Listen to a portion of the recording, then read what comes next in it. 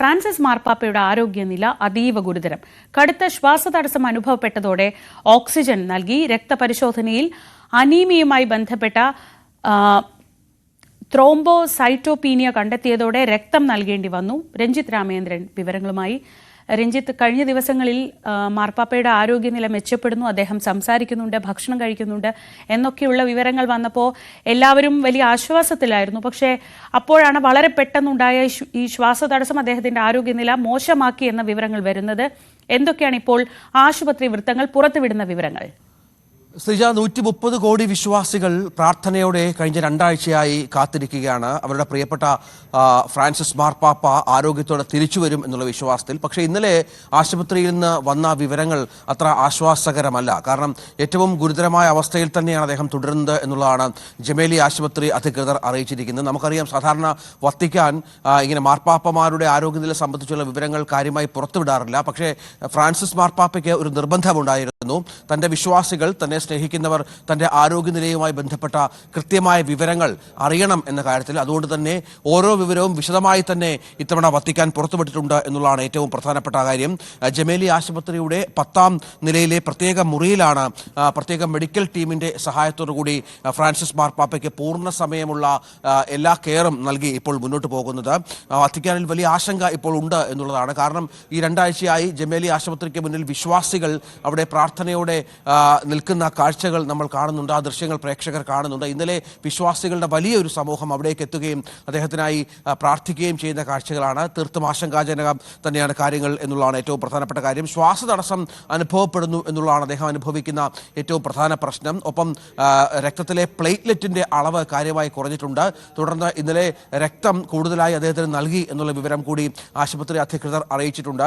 ശ്വാസതടസ്സം കൂടിയതിനാൽ കൃത്രിമമായ ശ്വാസം, ആദ്യമായി അദ്ദേഹത്തിന് കൃത്രിമ ശ്വാസം നൽകേണ്ട അവസ്ഥ കൂടി ഇന്നലെ വന്നു എന്നുള്ളതാണ് സ്ഥിതിഗതികൾ ആശങ്കാജനകമാകുന്നത്. പൂർണ്ണമായും പ്രാർത്ഥിക്കണം ഫ്രാൻസിസ് മാർപ്പാപ്പയ്ക്കായി എന്ന് വിശ്വാസികളോട് വത്തിക്കാൻ അഭ്യർത്ഥിക്കുന്ന ഒരു പശ്ചാത്തലം കൂടി ഇന്നലെ ഉണ്ടായി. നേരത്തെ കഴിഞ്ഞ ദിവസങ്ങളിലൊക്കെ നമുക്കറിയാം അല്പം ഒരു ആശ്വാസം ഉണ്ടായിരുന്നു, അദ്ദേഹം തിരിച്ചു വരുമെന്നുള്ള പ്രതീക്ഷയുണ്ടായിരുന്നു. പക്ഷേ അതീവ വഷളാണ് ഇപ്പോൾ കാര്യങ്ങൾ എന്നാണ് മനസ്സിലാക്കേണ്ടത് എന്നുള്ളതാണ് ഏറ്റവും പ്രധാനപ്പെട്ട കാര്യം. ഈ വിളർച്ച എന്ന രോഗം അദ്ദേഹത്തെ കാര്യമായി ബാധിച്ചിട്ടുണ്ട്. പ്ലേറ്റ്ലെറ്റ് പീനിയ എന്നൊരു പ്രത്യേക അവസ്ഥയിൽ കൂടി അദ്ദേഹം കടന്നു പോകുന്നു എന്ന പ്രധാനപ്പെട്ട വിവരം കൂടി നമ്മളിപ്പോൾ അറിയുന്നുണ്ട്. ശ്വാസകോശത്തിൽ കടുത്ത അണുബാധയുണ്ട്. മാർപ്പാപ്പ അനുഭവപ്പെടുന്ന ഏറ്റവും പ്രശ്നം ഈ അണുബാധ തന്നെയാണ്.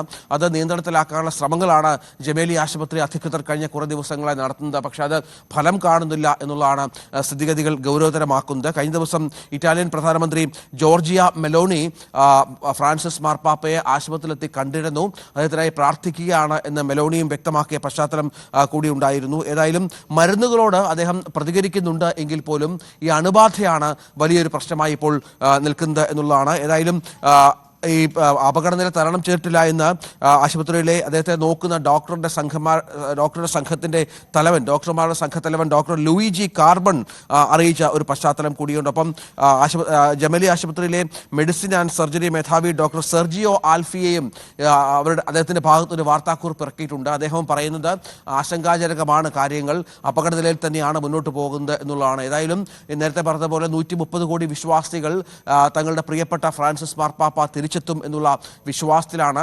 ഇന്നും നമുക്കറിയാം വത്തിക്കാനിലെ ദേവാലയത്തിൽ പ്രാർത്ഥനയുണ്ട്.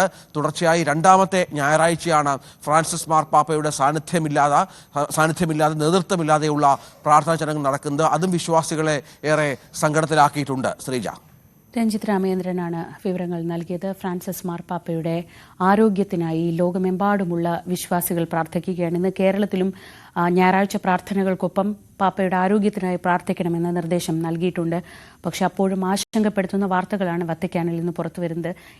ഇതുവരെ ചരിത്രത്തിൽ പതിവില്ലാത്തതുപോലെ ആരോഗ്യ വിവരങ്ങളെക്കുറിച്ചുള്ള കാര്യങ്ങൾ അപ്പോൾ വിശ്വാസികളെ അറിയിക്കാൻ പാപ്പ നിർബന്ധം പിടിച്ചിരുന്നു. അതനുസരിച്ച് വിവരങ്ങൾ അപ്പോൾ എത്തുന്നുണ്ട്. അത് പ്രകാരമാണ് വളരെ ഗുരുതരമായ ആരോഗ്യാവസ്ഥയിലൂടെയാണ് മാർപ്പാപ്പ കടന്നു പോകുന്നത് എന്ന വിവരങ്ങൾ ലഭിക്കുന്നത്. അദ്ദേഹത്തിൻ്റെ ആരോഗ്യത്തിനായി, ജീവിതത്തിലേക്കുള്ള തിരിച്ചുവരവിനായി വിശ്വാസികൾക്കൊപ്പം പ്രാർത്ഥിക്കാം.